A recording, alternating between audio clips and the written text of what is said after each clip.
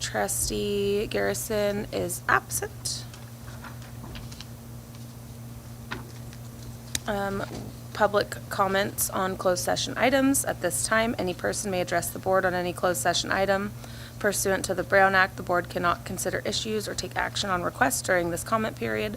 Time is limited to 3 minutes per person per item, 20 minutes per topic. In closed session, we will be discussing C1, Public Employee Performance Evaluation, Superintendent. C2, Conference with Labor Negotiators. And that is all. I am assuming there's no public comments on closed session items. Seeing nobody here. So we will go into closed session at 5:01 p.m.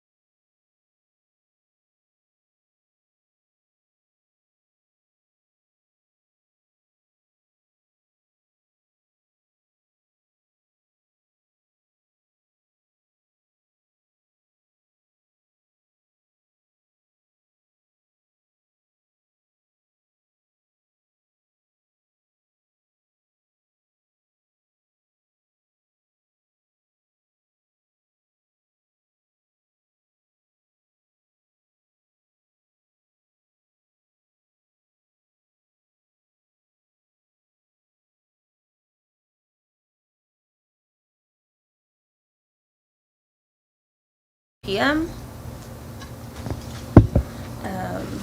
We could all rise for the, there's not there. Rise for the Pledge of Allegiance. I pledge allegiance to the flag of the United States of America and to the republic for which it stands, one nation, under God, indivisible, with liberty and justice for all. Okay. Feels like we were just here. If we can get an approval of the agenda order. Motion to approve agenda order? Seconded. I have a motion by Trustee Ogamian and a second by Trustee Kellogg. And we do not have preferential tonight, so all in favor? Aye. Opposed? And no one is absent. Public comment on consent and non-agenda items. The public may address the board on any consent or non-agenda item pursuant to the Brown Act. During this period, the board cannot consider issues or take action on any item not listed on the agenda. Time is limited to 3 minutes per person per item, 20 minutes per topic. Do we have any public comment? Seeing none. Okay. So we will move on to closed session reportable action taken. There was no reportable action taken in closed session. Report discussion, 2026-2027 local performance indicators, self-reflection. As submitted. All right. Thank you.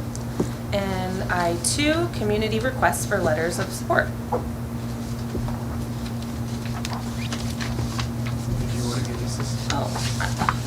That's fine, I can't. Okay, so we brought this back because there has been an influx of requests for letters of support from different entities. And we had discussed it it was mentioned last time that we should have some policy or something direction around this, because there's different, I don't know what the right, there's different levels of There's different entities. requests, different entities. So we are bringing it back to the board to discuss this. And then if it is board policy we want to go forward with, then we'll give them direction to go find or make up, give us a sample board policy. I think in the search there wasn't any out there. Correct. Not that we could find. Yeah. Okay, is it okay? Yeah, go for it. Okay. So I know one of the things, especially because we had SMART, if we remember not too long ago, come and ask for their letter of support. I think one of the biggest differences that I think is something, and I know, Glenn, we've talked about the fact that it is a policy of yours, but just making sure that we're super clear. I've really appreciated when they have a representative here. So that way we can ask any questions, because I know one comment was, I don't really know too much, like let's say, for example, about La Familia Sana. So just to use it as an example, making sure that it's super clear when you are on the agenda, it would be great for you to have someone here to be able to field questions. Plus, I think just if you're looking for our partnership, I think that that's an important part of it for me.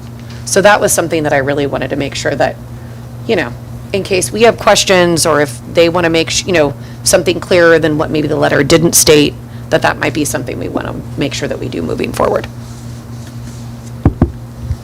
And we do, I would just say from our office, we do, anybody that brings stuff into us, we do, if I say that this is going to need to be boards approved, then I will also email them back and let them know what date it's going to be on, and they're more than welcome to be there. But I guess my question then would be would you like that to be more of an invitational? Because, again, I'm just letting them know that because I feel like they're searching us out, that if they want to go forward with that, because some people just, I'm assuming, some people might just say, well, if they approve it, great. If they don't, they don't, right? I don't need to show up, type of thing.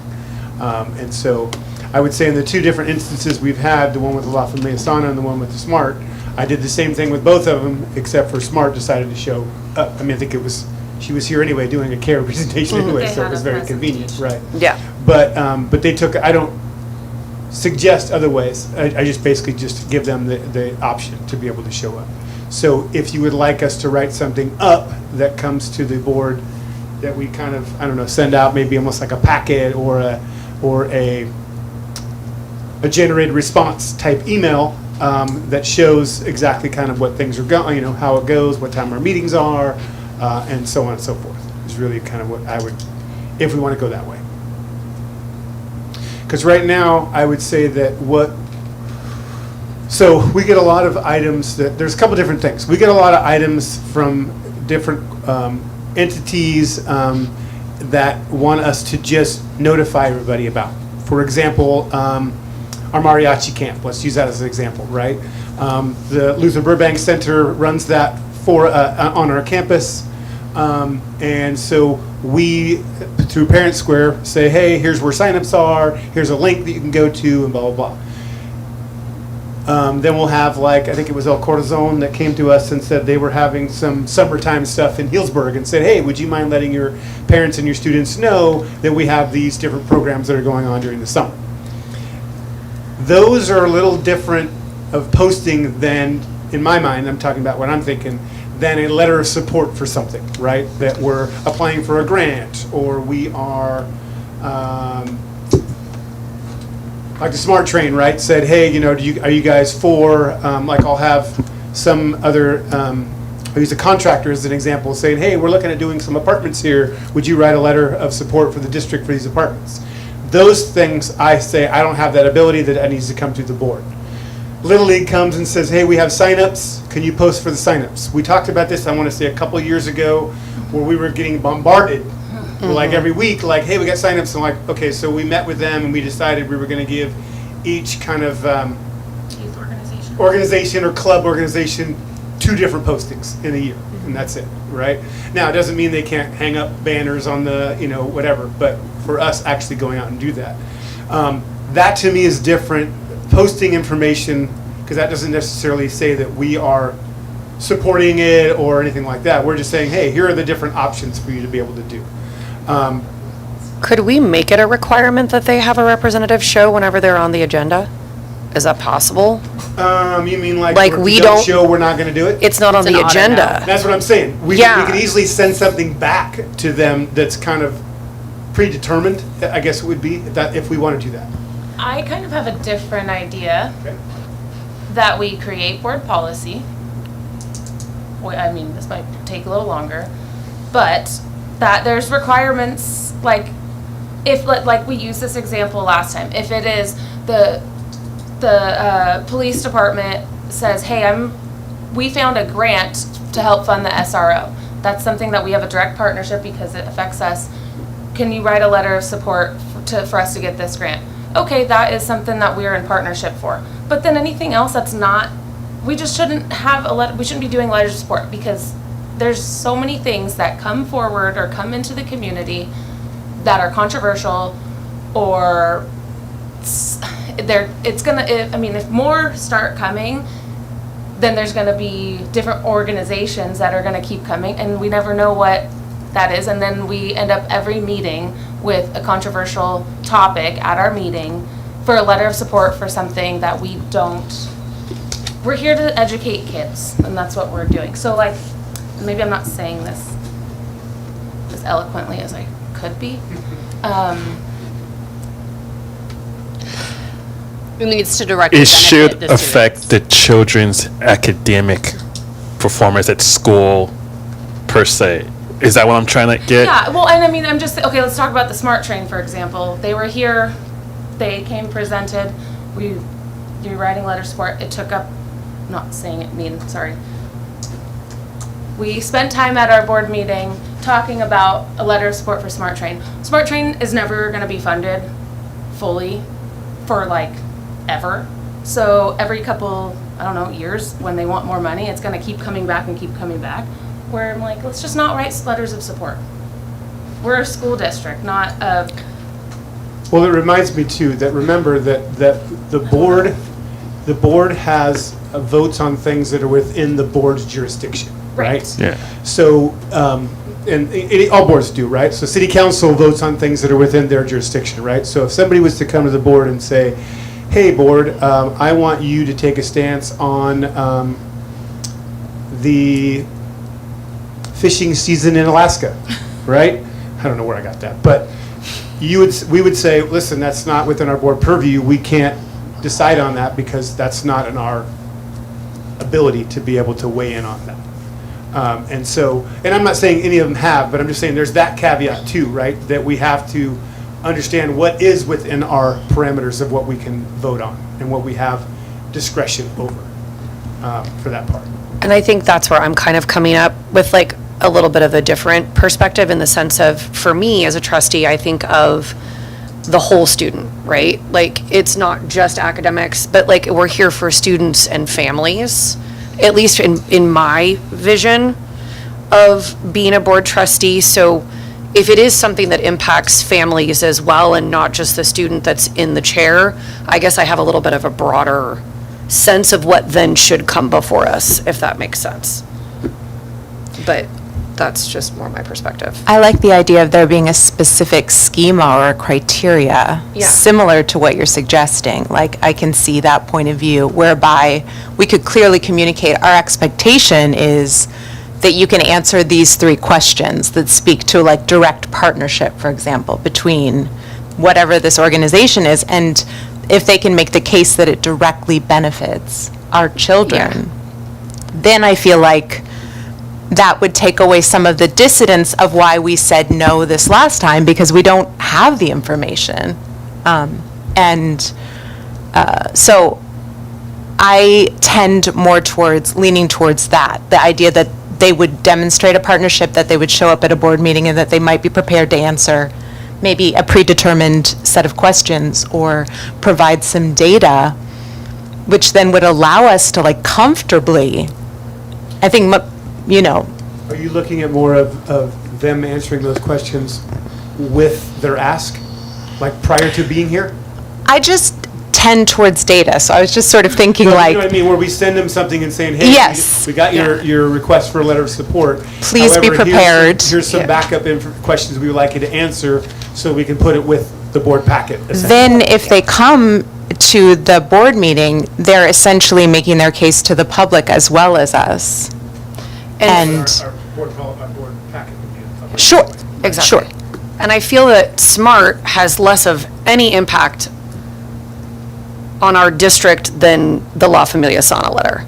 Like, they're just 2 very separate things. So if we're going to go with direct partnership, I don't see then why SMART should have even, you know what I mean? If we're going to go Right, no, that that's why route. I'm leaning towards no letters of support unless there's That. And I like actually, something that that we're actually a partnership with them in that we are, I don't know how to it's a describe it. symbiotic relationship. Not necessarily a symbiotic relationship, but like if it's, and there could be letters of support for other things other than grants. This just happens to be the last 2 that Yeah. came to us, right? But let's say if it's a grant for something, are we in control of that? Are we, like, how are we partnering with if we're writing a letter of support for Or have it? some Yeah. say, right? Or some say, yeah, like how, I mean, otherwise, like, what if a church comes and asks to write a letter of support for them for something to do? That's gonna end up being controversial also. Yeah.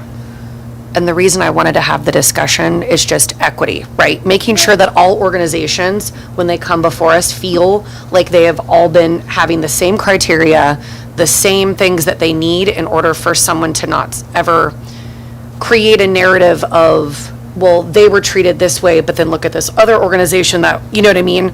That's what I'm wanting the protocol for. I think it's something that we should have done a long time ago. Yes, I agree. And it, I agree. unfortunately, one got approved and one didn't, and people might have hurt feelings, and now we're just trying to resolve it so that that doesn't happen in the future. Exactly. So, why don't we not have any letter of support, period? And if you're an organization that wants something, you have the city council, you have Alliance, you have so many other organizations other than the school, other businesses that you can go to and leave the board to focus on schooling task. And I understand the perspective looking at the whole student, but I do not agree that that's, or as a trustee, my job description is to focus on students when they're in their home. I want to support them any way I can through our schooling, through resources, hey, you can go over here. But to ask me to put my name on a letter to support a controversial organization in some people's eyes, that puts me in a kind of a difficult situation.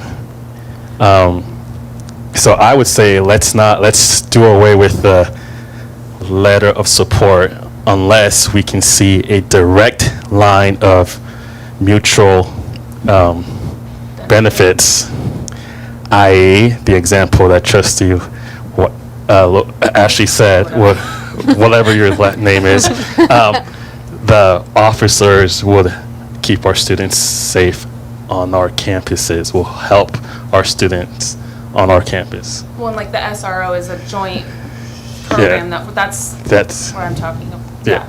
So, that's something I mean, that's other my partner- perspective, because like there are so many organizations that I would want to put my name on, but then other people in our community would be like, hell no.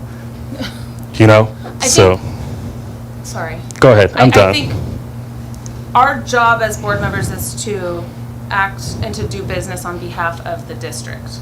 And I think that's where this is my opinion, I think that's where our focus needs to be. So writing letters of support for other organizations is not acting on behalf of our district business.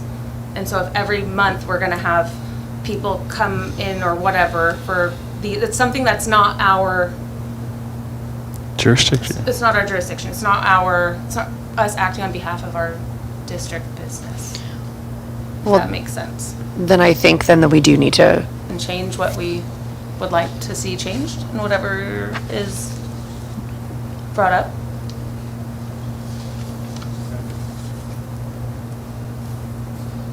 I mean, is it possible that if us board members individually have ideas, we can send it individually to you guys, and then you guys can do whatever to I was just gonna suggest Okay. that if some of you guys have some language, just email me, not each just other? not each other, and then that way it'll help me kind of incorporate necessarily. A starting point. Thinking Gemini might be able to help a little bit too. But we'll see.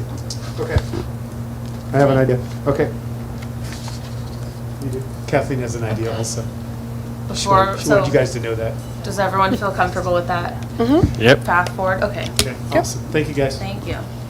Okay, we will move on to discussion action. J1, consideration and possible approval of the 2025-27 Local Control Accountability Plan and Plan attachments. I'll make a motion to approve local control accountability plan. I will second. I have a motion by Trustee Candelaria Orr and a second by Trustee Ogamian. Before we vote, is there any discussion on it? Do we need any? As submitted. Awesome. Okay, all those in favor? Aye. I Opposed? just want to make a comment. I wasn't here yesterday. I did watch it on the airplane, and I was very pleased hearing with our CBO, Ms. Looney, say that we are moving in the direction of going towards we're having our 3%, but going in the direction of having our board policy of 10%. And we did change and talk about. That's next item. Okay. That's the budget I'm not- next The item. budget. Okay, wait, opposed? And no one's absent. I got all excited.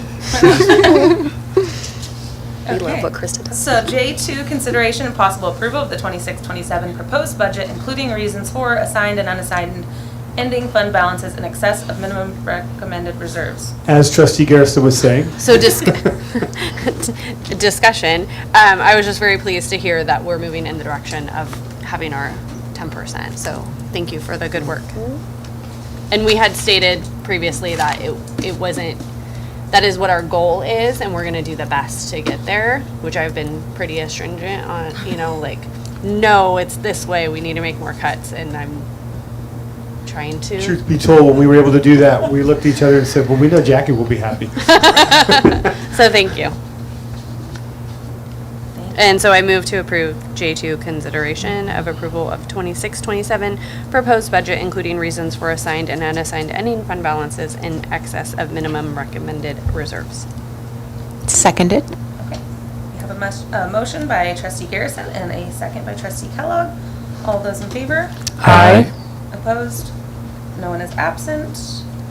J3, consideration and possible approval of proposed new course at Cloverdale High School, Careers in Education and Child Psychology. Welcome. So for those of you that don't know, this is Mr. Berry, Casey Berry, who's our new principal at the high school. Yeah. And we're just gonna jump right in. There's no cooling off period. So I had him come here so he could explain kind of what we're doing. We have a careers, we have a class like this, but there's some nuances that I think he will be able to explain. First of all, thanks for having me, and I'm excited to represent Cloverdale High School. So yeah, this is a similar class. It's a similar concentrator course for the education pathway.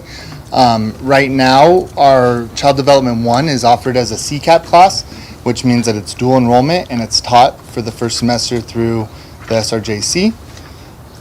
Unfortunately, we had fortunately and unfortunately, we had a huge group of students who signed up for Child Development 1, but SRJC was not able to meet our request for a second class because we're still working out the process. We're working with SCO and the JC to try to figure it out, and there's a lot of people trying to do the work. But with that being said, we were not able to give that to everybody, and so we thought about considered a bunch of different options, and we think that this way, giving the students another concentrator course towards that education pathway would be the best way for them.